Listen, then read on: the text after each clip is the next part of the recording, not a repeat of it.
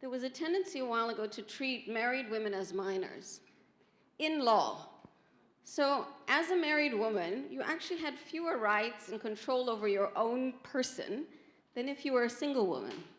You needed to have your husband's permission to open a bank account. In some cases, you need your husband's permission to apply for a passport. You need your husband's permission to enter certain professions. You need your husband's permission to obtain a loan from a bank, or they have to co-sign. So some of the impediments that we face are actually within the legal system.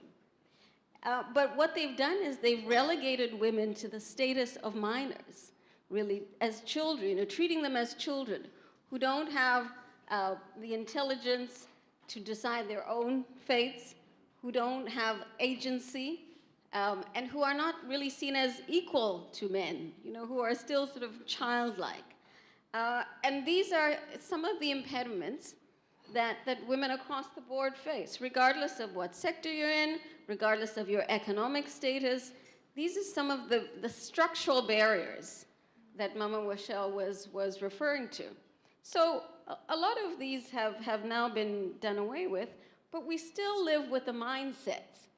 We haven't changed those mindsets, as you were saying, the cultural impediments that still make us believe that somehow women are just not quite at the same level, that they're not as capable, right? And that their contribution is somehow lesser than men. So yes, it's important for us to tackle the structural challenges, but it's also important for us to look at what are some of these cultural